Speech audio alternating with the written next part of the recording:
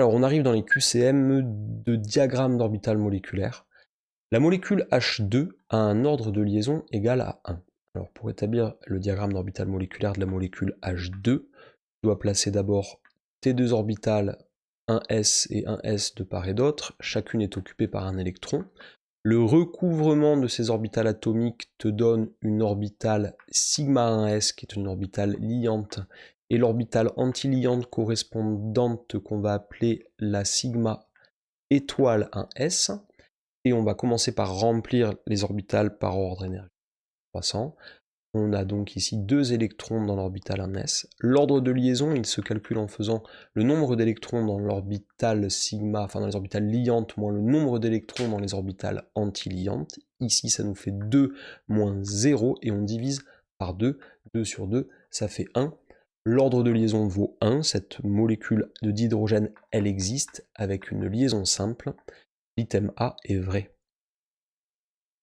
Pour l'item B, tu prends cette fois la molécule H2 et on veut savoir si elle existe.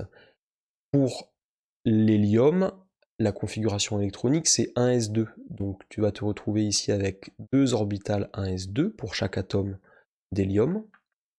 Le recouvrement de ces deux orbitales atomiques te donne une sigma 1s, une sigma 1s étoile, sauf que cette fois il y a 4 électrons à mettre dans les orbitales moléculaires.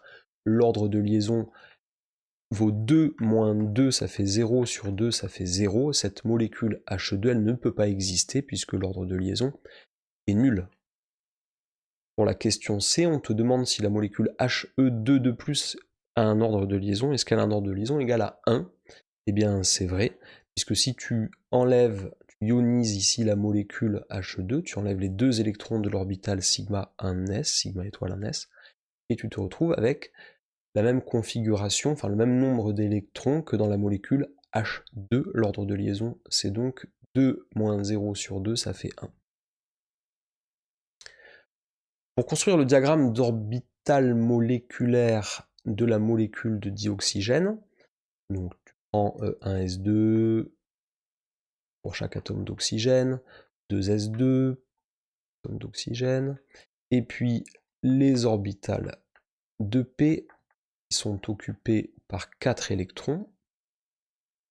Tu recouvres les orbitales atomiques 1s entre elles pour avoir la sigma 1s, la sigma 1s étoile. Tu fais pareil avec les orbitales 2s. Alors tout ça, bon, ça se remplit hein, avec tous les électrons. On a ici une orbitale sigma 2s, une orbitale sigma étoile 2s. Le recouvrement des orbitales p, ça va te donner une orbitale ici qui est la sigma 2p. Ça va être la sigma 2pz.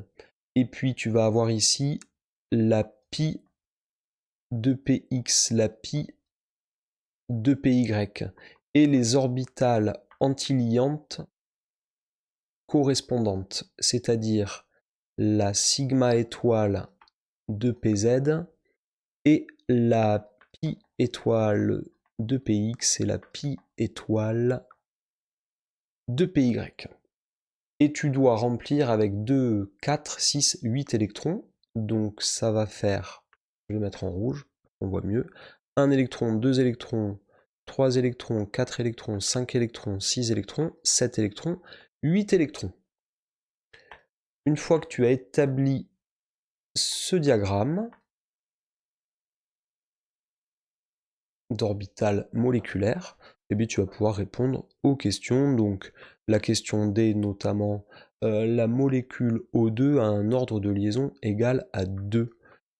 Donc ton ordre de liaison, on voit bien ici 2 moins 2, on ne les compte pas. 2 moins 2 parce que c'est liant, anti-liant, on ne va pas s'en occuper. On va regarder ici, on a 2 électrons, 4 électrons, 6 électrons dans des orbitales moléculaires liantes, moins ici 2 électrons dans des orbitales moléculaires antiliantes, le tout divisé par 2, donc ça nous fait 4 sur 2, ça fait 2. L'ordre de liaison est bien égal à 2, la molécule de dioxygène, elle va bien ressembler à ça. Donc cet item, il est vrai. Donc tu vois ici, il y a vraiment une différence entre la théorie de l'hybridation, les orbitales hybrides, Et ici, par contre, le diagramme d'orbital moléculaire.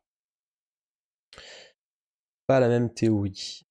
Question E. Un recouvrement latéral d'orbital P donne une liaison pi plus forte qu'une liaison sigma. Alors ce sont les liaisons sigma qui sont plus fortes que les liaisons de type pi. Donc ici, tu dois répondre